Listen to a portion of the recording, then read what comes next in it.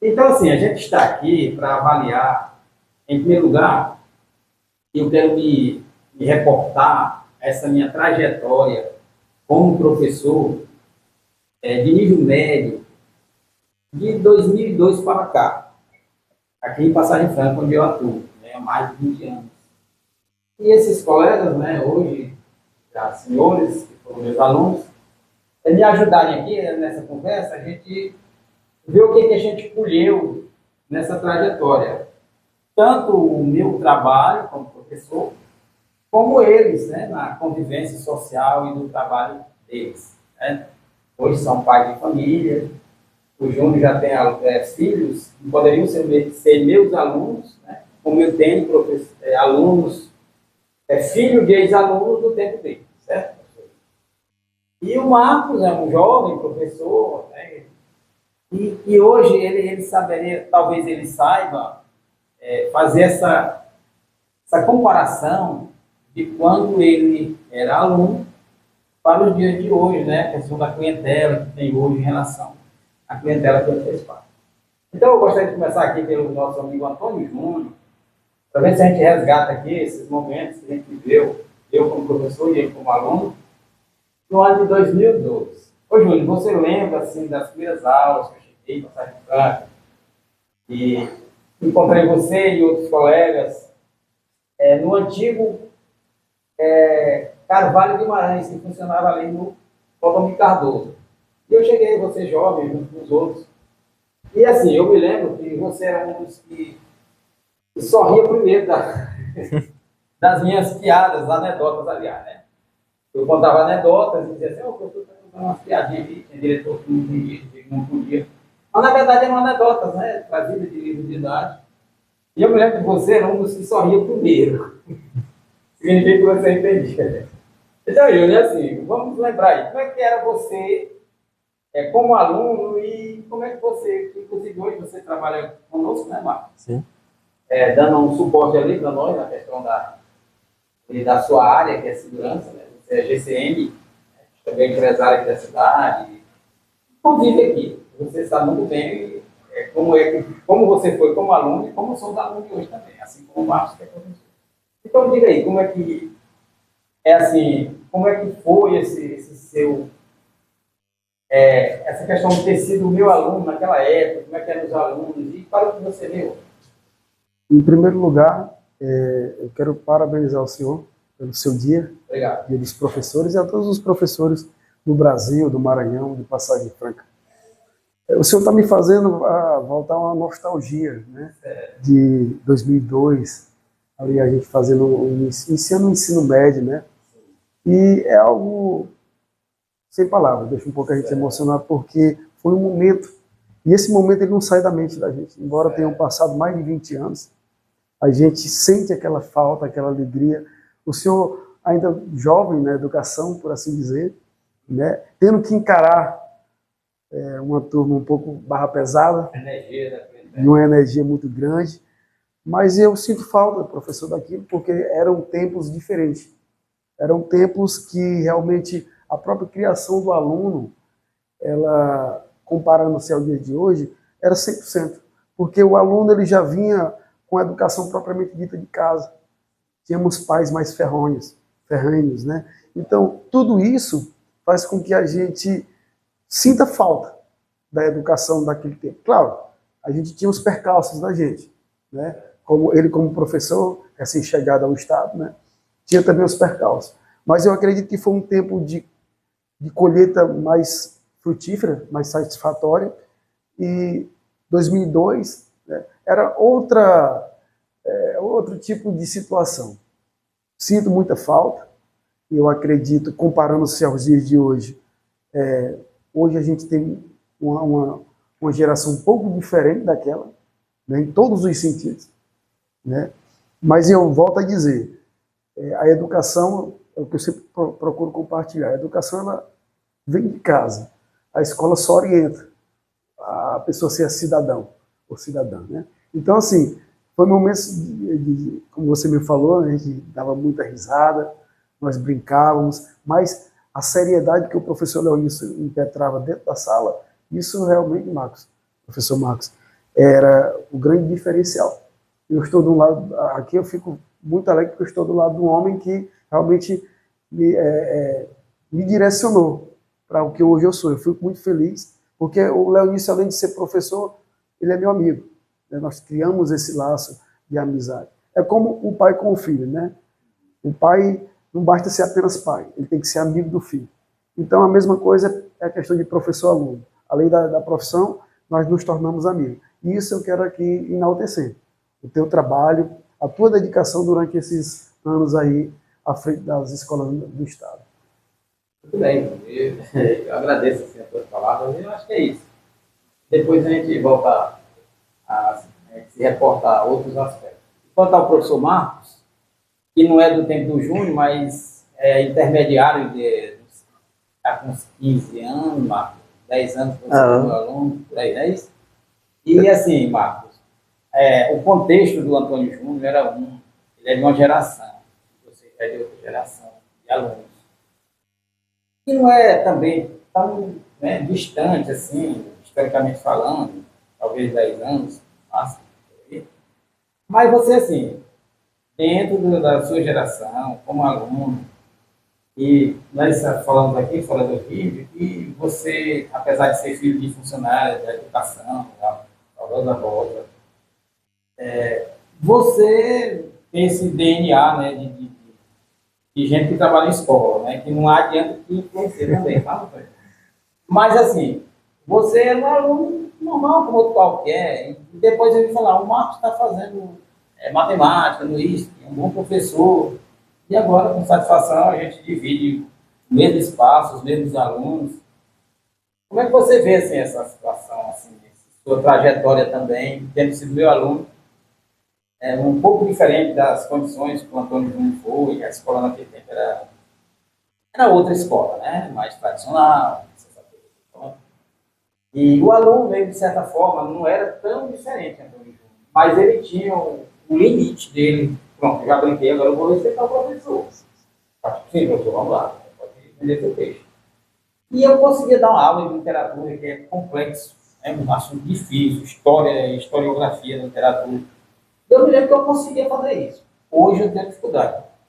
Você, como professor de matemática, você sente também essa... Eu sinto sim dificuldade, principalmente assim quando eu chego na sala de aula e eu vejo que só tem 3 alunos, 4, 5 prestando atenção. Às vezes eu passo horas e horas em casa preparando uma aula. Quando eu chego na sala de aula, eu me sinto desvalorizado, me sinto triste, impotente. Porque às vezes eu quero ajudar aquele aluno, mostrar para ele como é a realidade das coisas.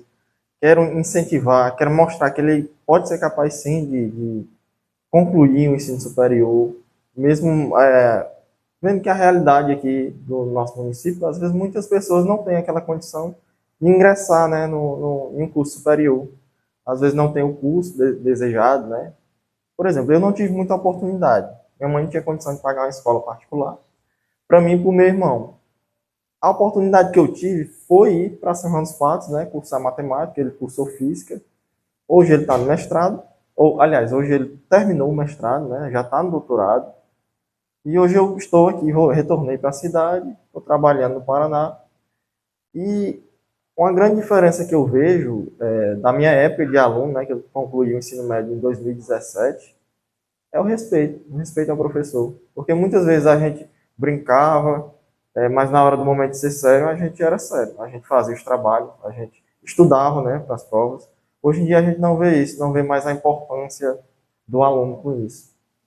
É uma dificuldade hoje em dia receber o trabalho do aluno, a gente tem que estar cobrando, tem que estar indo atrás, que era papel do pai, estar cobrando o filho em casa. Exato. Pois é, Júnior, então você está vendo aqui o nosso professor, né, jovem professor, ele tem um irmão gêmeo também, que era da mesma sala, né, Mário? Da mesma sala, da mesma época.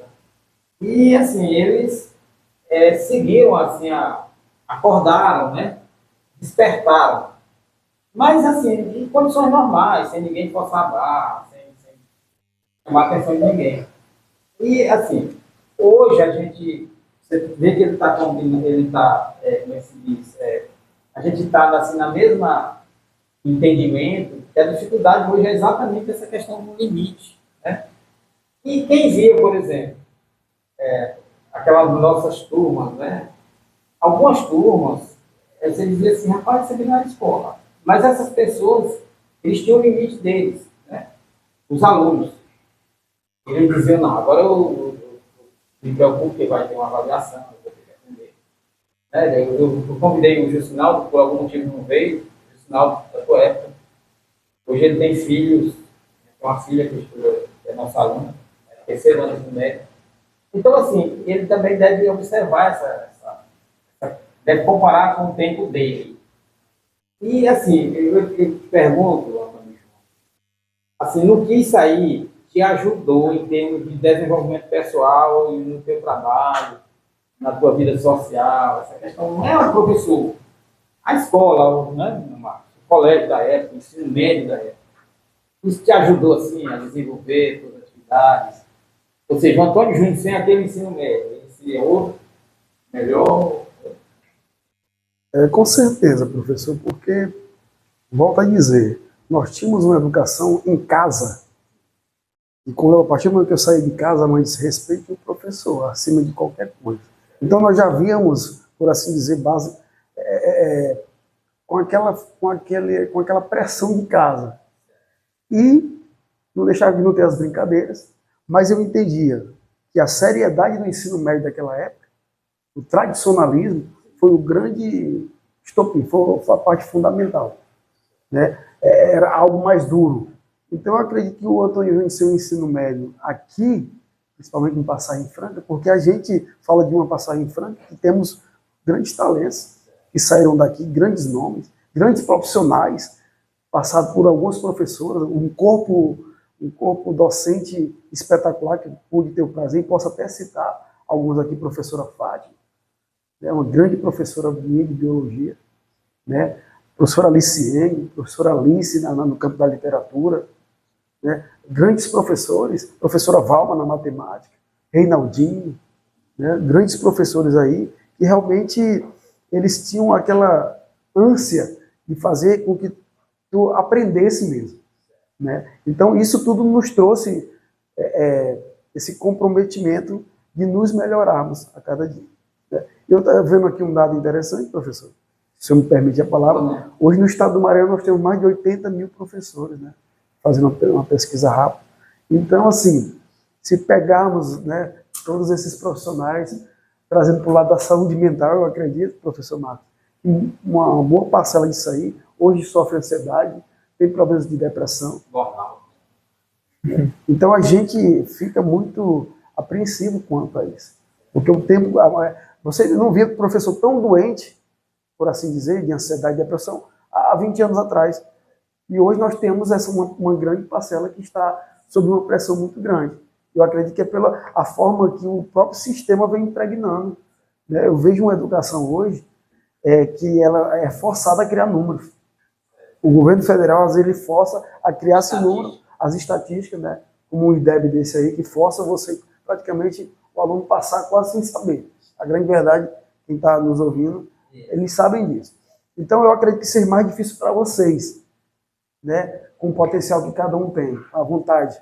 O professor que já vem de uma geração mais, né, mais velha, e hoje tendo que encarar isso, eu acredito que é uma forma um pouco mais peculiar, por assim dizer, diferente, né? Exige mais dos senhores, não é verdade? Marcos, assim, eu participei de um outro programa com o Manuel Vieira, ao vivo, aqui, no TV Balseiros, a quem a gente agradece o espaço aqui, né? Estamos gravando aqui no TV Balseiros, por conta dessa comodidade, né? Já ter o equipamento, na técnica. Nós comentamos assim, que o que se lamenta, Marcos, é a oportunidade que se tem. Você acabou de dizer que planeja uma aula, como eu planejo, não tem garantia de dar essa aula, por conta da situação contextual, de ter uma palestra no meio, que está precisando, os alunos estão carentes, estão ansiosos, estão depressivos. Ninguém pode negar isso, essa é a realidade de toda a escola brasileira hoje, principalmente a nossa escola pública. Aí você, assim, vê como eu vejo, eu como professor vejo essa perda de oportunidade do professor de prestar esse serviço e do aluno de se apropriar desse momento para crescer. Porque hoje ele acabou de dizer que as estatísticas, elas são forçadas, né? Mas o ideal é que isso aqui correspondesse à proficiência. Eu formo 500 alunos no ensino médio, mas a proficiência desse povo, você sabe que não corresponde ao certificado. Então, assim, você vê como eu vejo essa questão desse momento desperdiçado, de ter que aquietar uma turma, não consegue, às vezes, dar uma aula.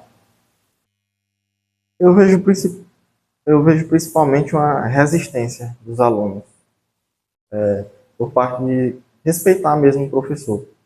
Porque, às vezes, quando eu chamo a atenção do aluno, ele já vem num tom, assim, de agressividade mesmo. Não de ir para cima do professor, mas uma agressividade verbal, como quem diz, não fale assim comigo. Muitas vezes o aluno, ele não teve a educação em casa, ele nunca recebeu um não em casa e ele não sabe receber um não na escola. Porque a escola, ela vai ser a segunda família. Porque o aluno, ele passa boa parte da vida dele na escola. E quando a gente vai repreender um aluno, ele não aceita. Ele tem uma certa resistência. Aí a gente que é professor está sobrecarregado. Sobrecarregado de estatísticas, que a gente tem que dar conta de atingir, né, aquela estatística. Sobrecarregado de ser. Tem que ser psicólogo, tem que ser professor, tem que ser pai, porque muitas vezes a gente sabe também que a realidade do aluno em casa pode ser muito difícil. Eu já recebi mesmo relato de alunos mesmo, que às vezes no decorrer da aula ali, a gente chama a gente no particular e relata determinada situação.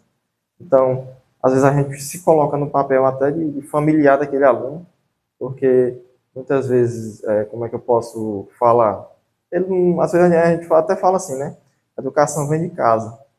Só que às vezes aquele aluno ele não tem uma casa, um lar, uma família. Ele convive com pessoas e muitas vezes, em vez de ajudar, acaba destruindo. E se torna um ciclo vicioso, porque o aluno ele vai enraizar aqui da infância, da adolescência, e vai criando uma revolta também. Muitas vezes não, né? Às vezes é a própria rebeldia ali do adolescente.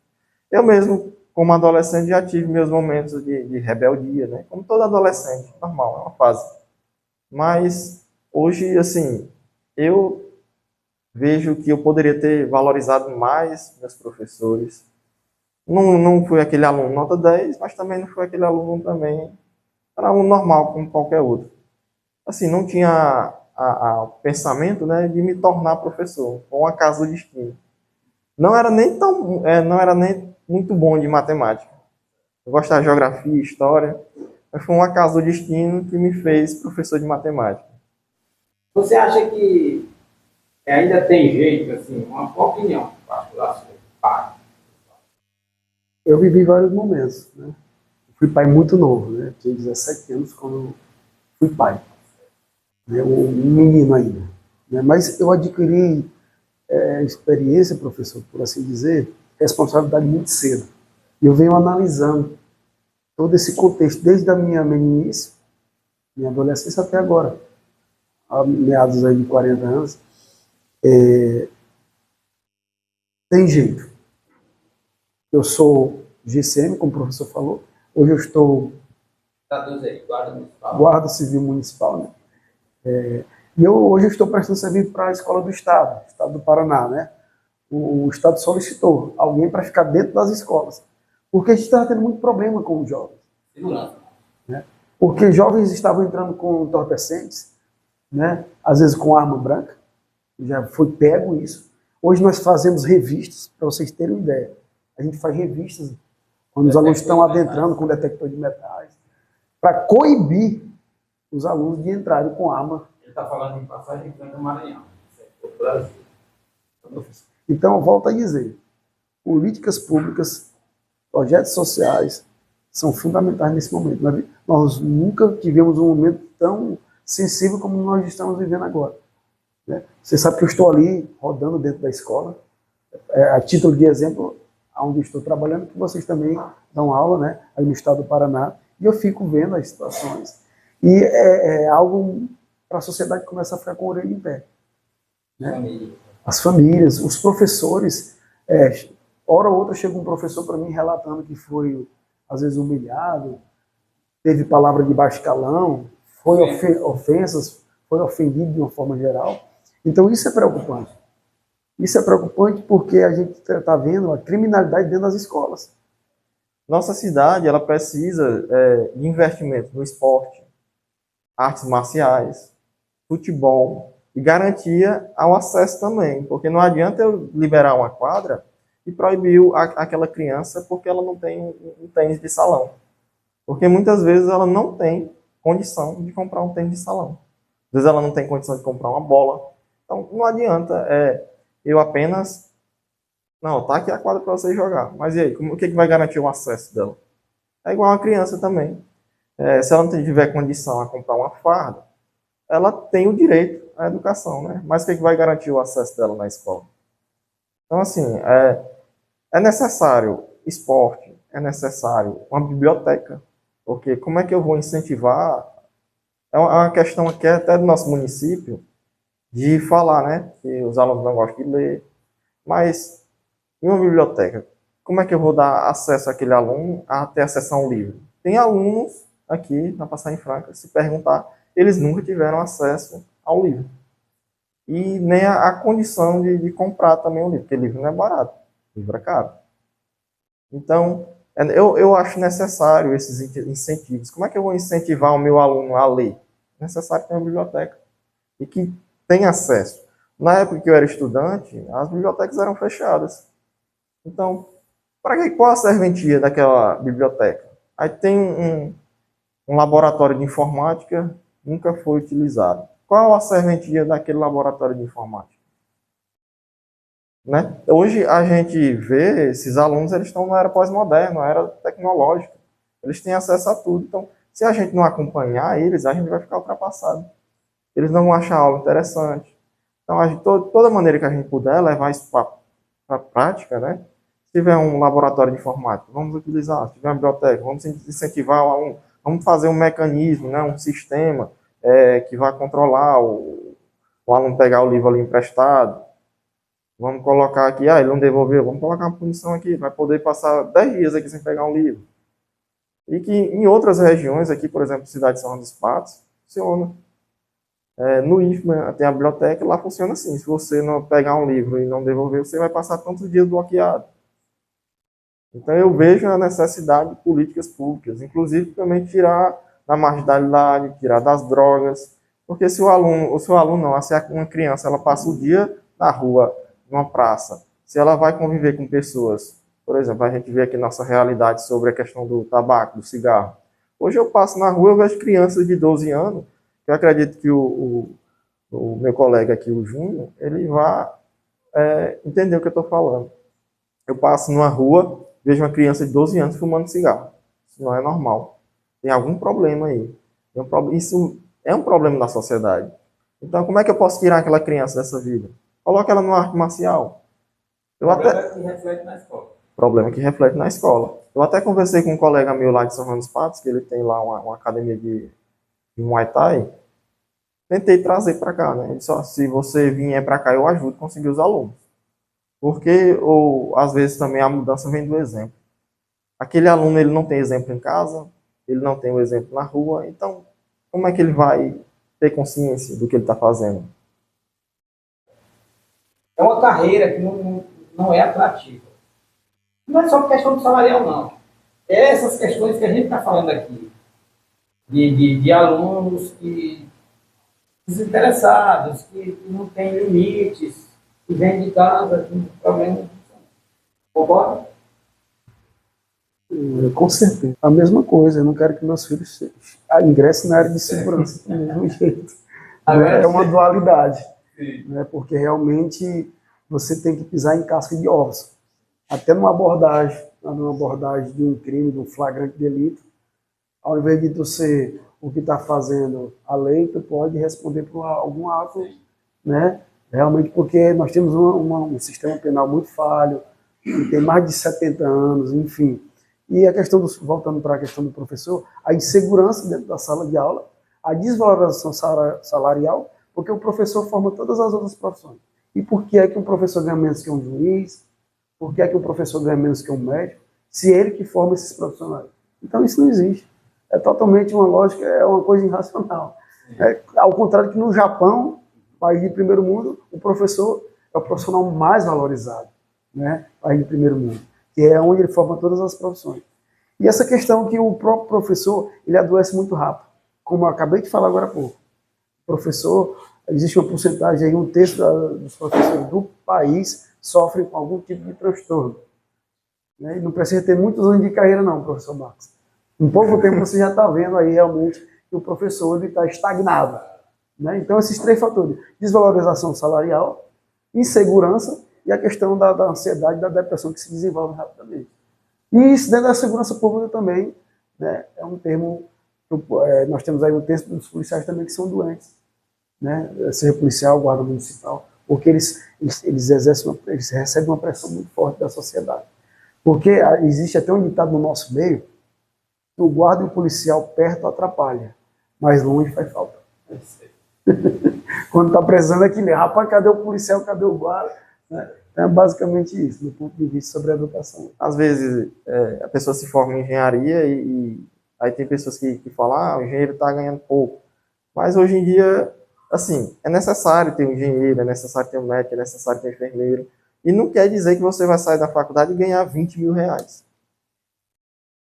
Você vai conseguir se inserir no mercado de trabalho, de acordo com o que você se capacita, com o que você se desenvolve, né? Até mesmo a carreira de professor mesmo. Às vezes você começa como contratado ali ganhando salário, vai melhorando, melhorando, melhorando. E às vezes consegue, né, passar no concurso, consegue uma melhoria, consegue um emprego em outro lugar, né, num preparatório. Então, existe uma gama ali, uma diversidade de oportunidades que só vai agarrar essas oportunidades quem realmente está preparado.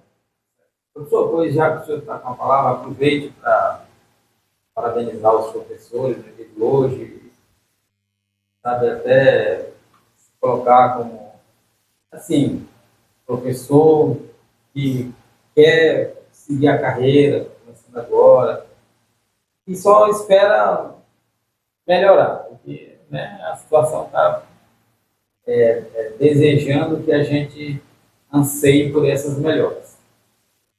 Quero parabenizar aqui todos os professores, a todos os professores que passaram também na minha vida, que vocês foram de suma importância para a minha vida.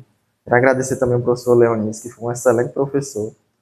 No momento de estudante a gente não dá valor, mas quando a gente termina, que a gente vai amadurecendo, a gente vai percebendo, né?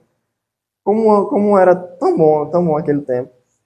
E assim, às vezes eu sinto falta, poderia ter aproveitado mais. Como eu falo para os meus alunos também, aproveitem os professores de vocês. Vocês têm bons professores e muitas vezes vocês reclamam tanto dos professores, mas não tem que se policiar, tem que se olhar como aluno e ver se você está fazendo seu papel primeiro.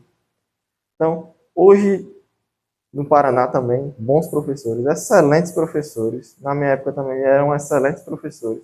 Quero desejar aqui meu parabéns a todos os professores que passaram na minha vida, especialmente o professor Leonício, professora Cleonice, professor Rinaldo, professora Fátima, que fizeram de verdade a diferença na minha vida. Professor Ronald, né, que até hoje digo para ele que ele fica até emocionado assim de falar, mas ele mudou minha vida mesmo. Pois é, e José Antônio Júnior, você já agradeceu a mim, amigos, como amigos, mas assim, realmente, esse é um dia para você enviar a partir desse vídeo, essa conversa, com o colega professor, com o professor seu e amigo, assim, para os seus professores, o que você deseja para eles nesse dia deles. Em 2003, estou lembrando aqui, a gente conversando, eu participei de uma peça teatral, no qual o senhor era o diretor dessa peça, e eu fiz o papel de Graça Aranha, um grande escritor. E eu lembro até hoje de uma frase, que era para me recitar lá um trecho da poesia, que diz o seguinte, né? Uma geração se vai para dar lugar a uma outra, porém a vida continua cheia de vigor, lucidez e sonhos. Né? E é isso que eu vejo no professor Leonis, o vigor, a lucidez e os sonhos. E esse sonho ele permeou nossos corações também, viu, Marcos? Eu quero aqui, na data de hoje também, pedir em primeiro lugar a Deus que continue abençoando, dando sabedoria aos professores. Sabedoria, paciência. Eu acredito que são os maiores profissionais do mundo. É o cara que ensina a todos os profissionais, forma todas as profissionais, enfim. E eu quero pedir a Deus que abençoe a cada um de vocês.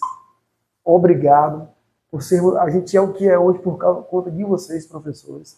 Né? Eu falei agora há pouco que seria complicado hoje querer um filho professor, mas na verdade eu admiro demais. Se eles quiserem, você tem que deixar. Sim, mas eu acredito que o próprio governo ele pode fazer com que isso mude, valorizando, dando condições melhores de trabalho, seja na escola, seja na vida de cada um, porque o professor é algo importantíssimo para a nossa sociedade, professor Marcos. O professor que é jovem, está começando agora, o senhor que já tem uma certa idade, daqui a pouco, há uns 5, 6 anos já está aposentando, né? Por assim dizer. Mas eu estou diante de duas gerações, né? Que é uma instigando a outra. Quando ele fala aqui, ele brilhou os olhos quando ele fala nos professores que ele teve, o professor Romy, Fátima, Reinaldinho. E é isso que instiga o jovem, né, a continuar na profissão. Então aqui quero agradecer a cada um dos professores, que Deus abençoe, dê muito discernimento e sabedoria. Parabéns a cada um de vocês. Gostavo, eu te agradeço pelas palavras, agradeço ao professor Marcos.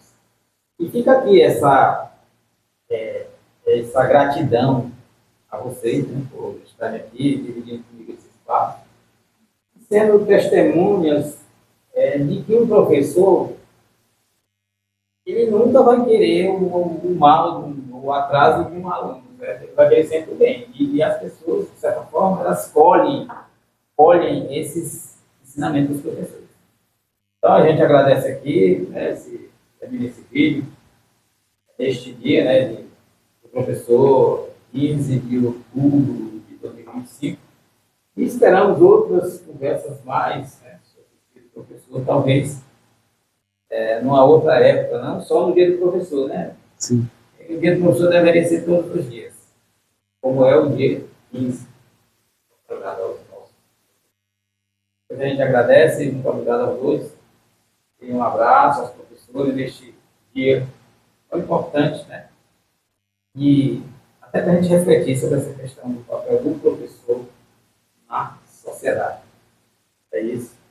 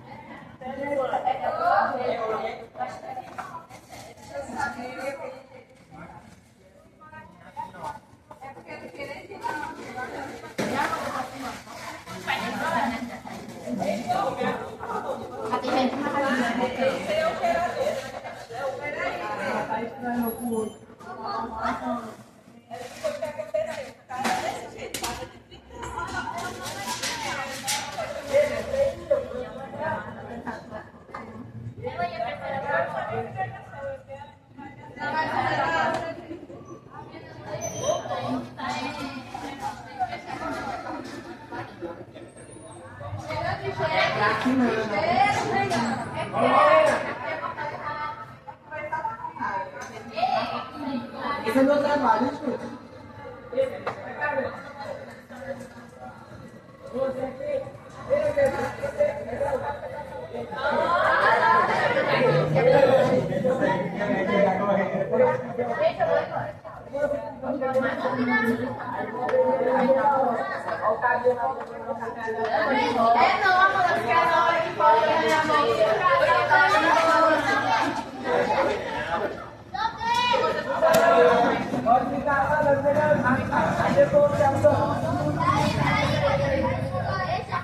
Não, amor. Agora que está de seis,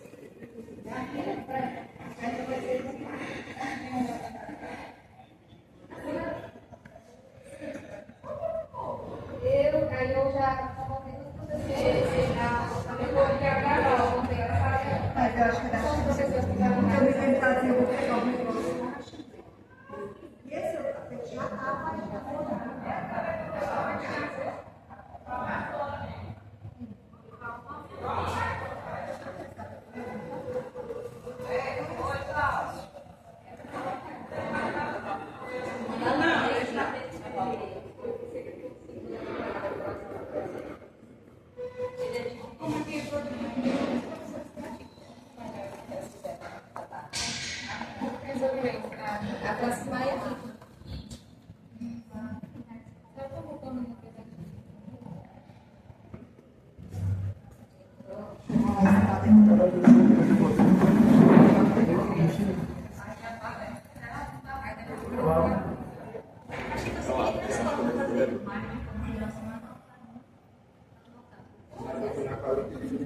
Vou fazer ainda. Vou botar na caixa de botão.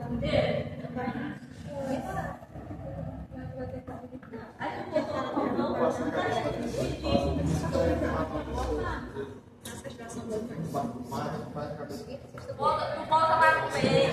Bota lá no meio.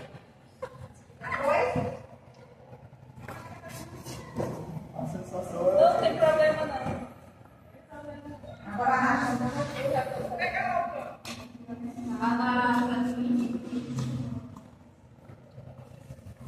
E professor Marcos.